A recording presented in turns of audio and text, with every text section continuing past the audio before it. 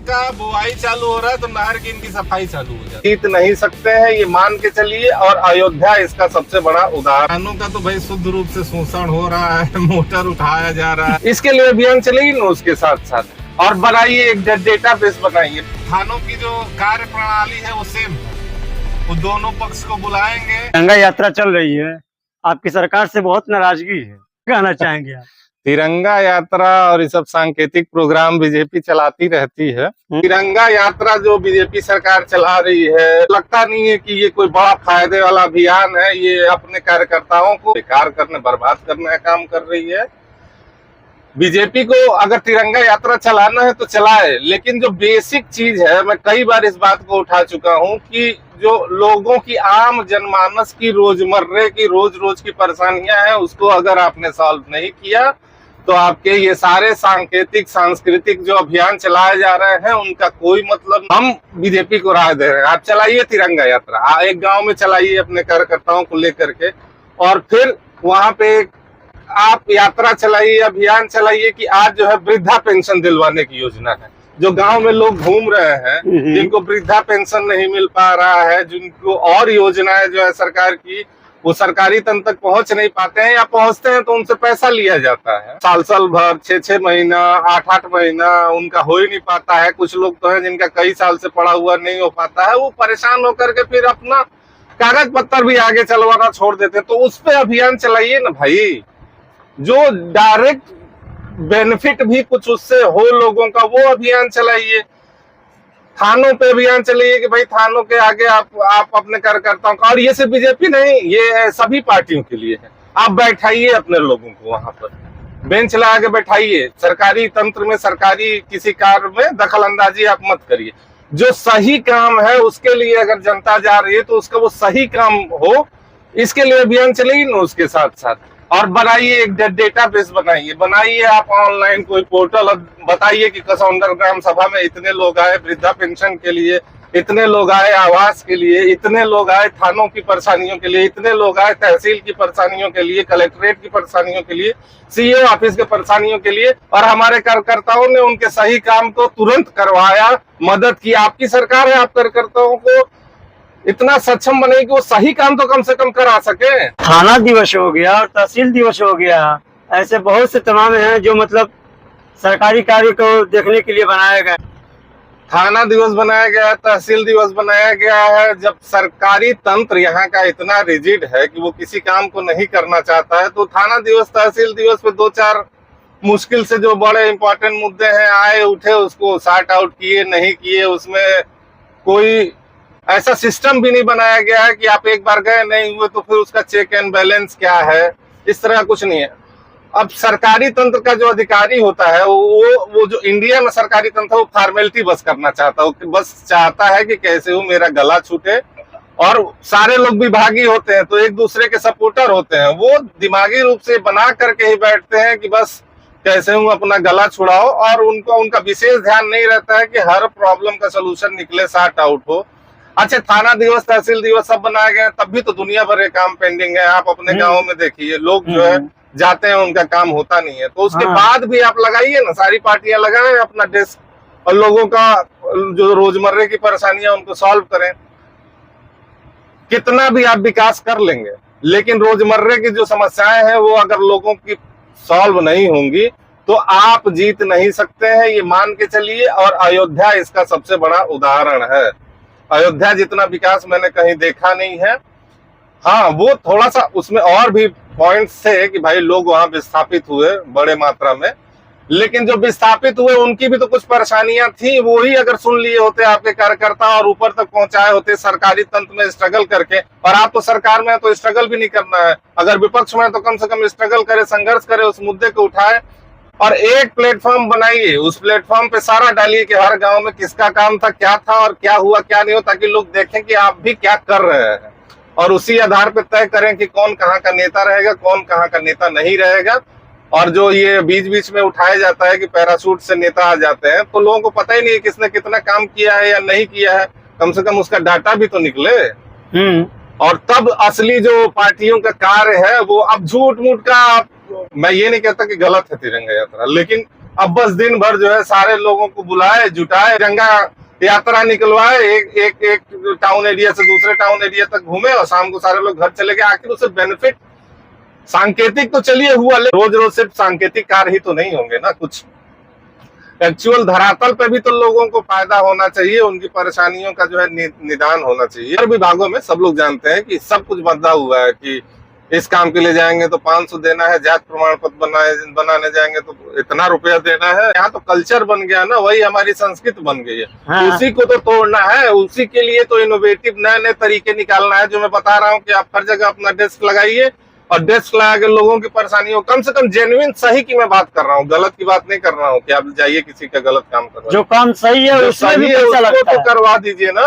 तब न माने हम।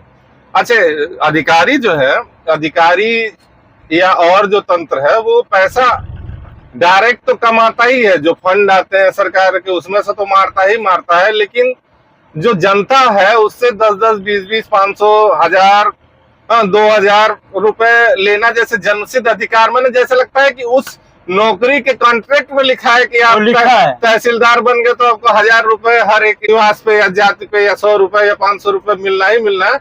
और अगर नहीं कोई देता है तो ऐसा लगता है कि आपकी जेब से पैसा जा रहा है, बिजनेस करना है वहाँ पे। तो ये सारी चीजें सॉर्ट आउट होनी चाहिए। सरकार तो कह रही है कि हमने लॉ एंड ऑर्डर बहुत कंट्रोल कर लिया है, थाने तक को सही कर दिया है, लेकिन कहाँ तक सही है? सरकार तो बहुत कुछ कह रही है। हाँ, लॉ एंड ऑर्डर पे तो काफी काम हुआ है, इसमें कोई दो राय नहीं है, सही को सही बोलना चाहिए। लेकिन थानों को सुधार दिया है ये तो थोड़ा सा अतिशयोक्ति होगी। आम जनता जो थाने पे जाती है उसको आज भी वही सारी परेशानियां झेलनी पड़ती हैं। आप को किसी भी काम के लिए जाइए, आप सही पे हैं, कोई आया आपके जमीन पे कब्जा कर रहा है या मारपीट कर दी आपसे, कोई बदमाश है, कोई गुंडा है, कोई लफंगा है, आप जाइए, थानों की जो कार्य प्रणाली है वो सेम है। वो दोनों पक्ष को बुलाएंगे, दोनों पक्ष से पैसा लेंगे। ये है कि जो गलती किया होगा उससे थोड़ा ज्यादा लेंगे, जो नहीं किया होगा, जो कंप्लेन के लिए जाएगा उससे थोड़ा कम लेंगे। अगर बहुत ज्यादा हाईलाइटेड मामला नहीं है, मीडिया में नहीं है, उसके पीछे पेपर और टीवी और चैनल नहीं लगे हुए हैं, तो मान के चलिए कि आपको देना ही देना है। वहाँ सब बधा हुआ है, 2000, 5000, 6000 रुपए सब आपको देना ही देना है। और उनका एक कार्य पद्धति अलग है, आते हैं इतना डरा देते हैं लोगों को कि भले ही वो कंप्लेन करने गया है उसको भी कुछ ना कुछ देना ही है। बाकायदा कहते हैं कि अगर काम करवाना हो तो पैसा दो। तो थानों में लॉ एंड ऑर्डर में भले ही आपने सुधार किया हो, लेकिन थानों के जो दैनिक प्रक्रिया है उसमें कोई बदलाव नहीं आया है। इतनी ज्यादा खराब थी, लोगों ने आपको दे दिया वोट, लेकिन ये नहीं है कि उसी तरह से हर बार चलेगा। तीसरी बार आपकी सरकार नहीं बन पाएगी, इस ढर्रे पे आपको चलेंगे तो रोजमर्रे की परेशानियों को आपको सॉल्व करना ही पड़ेगा। थाने की तो बहुत सारी कहानियां हैं, मैं बताना नहीं चाहता हूँ, सारे लोग जानते हैं। सबसे प्रताड़ित करने वाला, सबसे भ्रष्ट जो विभाग है वो पुलिस विभाग ही है। और ज्यादा कमेंट करना ठीक नहीं है, बस ये जान लीजिए कि लॉ एंड ऑर्डर भले ही पहले से सुधार हुआ हो, लेकिन आम जनमानस की रोजमर्रे की जो समस्याएं हैं वो वैसी की जस की तस पड़ी हुई है। सरकार कह रही है कि किसानों को बहुत ही लाभ मिला है हर चीज में। किसानों की समस्याएं तो खत्म ही नहीं होने वाली हैं। उनकी अगर गिनती शुरू कर दिया जाए तो अभी मैंने हाल में बताया था कि भैया कम से कम उनको पानी उपलब्ध करवा दो, तो पानी की भी स्थिति वही है। और किसानों का तो भाई शुद्ध रूप से शोषण हो रहा है, मोटर उठाया जा रहा है, उनका तार उठाया जा रहा है। और वही इसीलिए मैं कह रहा हूँ कि आप सरकारी तंत्र वो तहसील दिवस और किसान दिवस और फलाना दिवस से नहीं होगा। आप सभी पार्टियां अपने कार्यकर्ताओं को लगाइए और वो एक दिन बैठे कि भाई फलाने गांव में हम जो है किसानों की समस्याओं पर बैठे और इतने समस्याओं का समाधान कराया।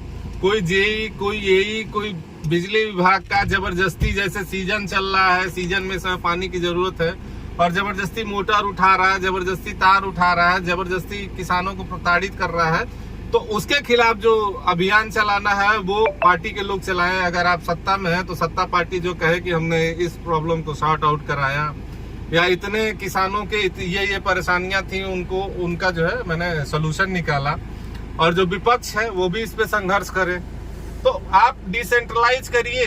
जो चैनल है, आपने सेंट्रलाइज तरीके से बहुत कोशिश किया कि थाने की परेशानियों को, तहसील की परेशानियों, किसानों की समस्याओं को, नौजवानों की समस्याओं को सॉल्व किया जाए, लेकिन सॉल्व नहीं हो पाया। आप डिसेंट्रलाइज होकर करिए। तिरंगा यात्रा और ये सारा चलाने की जगह पर आप गांव-गांव से अपने कार्यकर्ताओं का ही हेल्प डेस्क बनवाइए और उसमें कहिए कि एक एक आदमी का नाम लिख करके कि इनकी फलाना समस्या थी और इसने जो है हमारी पार्टी के कार्यकर्ताओं ने उसका समाधान निकाला।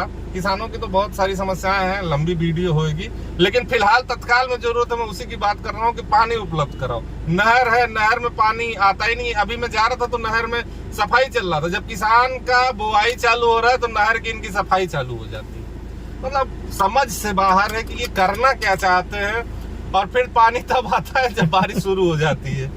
अरे इन सबों के लिए भी तो, इन सबों के लिए अभियान चलाए ना सरकार, उनके कार्यकर्ता चलाए, इसी ताकि हम लोग भी जो है किसको प्रधान बनाना है, किसको ब्लॉक प्रमुख बनाना है, किसको जिला पंचायत अध्यक्ष बनाना है, डिसाइड कर सके। चर्चा तो कम से कम कर सकें कि इस आदमी, ये आदमी आया, उसके नेतृत्व में फलाना पार्टी ने इतने लोगों के परेशानियों को सॉल्व किया, किसानों के परेशानियों को सॉल्व किया, महिलाओं के परेशानियों के, बच्चों के परेशानियों के, एजुकेशन की परेशानियों को सॉल्व किया।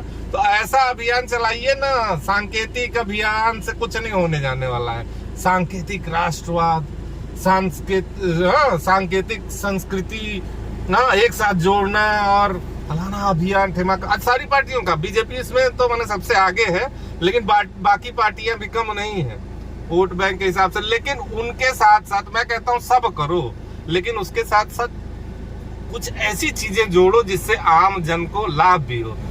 चलाइए। अब जैसे सपा है वो अपना अभियान चला, कार्यकर्ता जोड़ो अभियान चला रही, तो उस कार्यकर्ता जोड़ो अभियान के साथ साथ ये भी चलाइए कि फलाने गांव में इतने बच्चों को शिक्षा से रिलेटेड परेशानियां थी, या स्कूल में टीचर नहीं आ रहे थे उससे परेशानियां थी, या जो अधिकारी नियुक्त है, ग्राम विकास अधिकारी, वो काम नहीं कर रहा है, वो कागज नहीं बना रहा है, या लेखपाल है वो पैसा मांग रहा है। तो इतने लोगों की ये समस्याएं थी, उसको हम लोगों ने सॉल्व किया और एक डेटाबेस बनाई है। उस डेटाबेस में हर गांव का लिखिए कि फलाने अधिकारियों ने इतने लोगों को प्रताड़ित किया, ताकि उसका रिकॉर्ड बनता चला जाए कि कितने लोग परेशान हुए उससे, ताकि जरूरत हो तो कभी सरकारी तंत्र भी देखे उसको यूज, उसके नौकरी के लिए, रिकॉर्ड के लिए मत यूज करिए।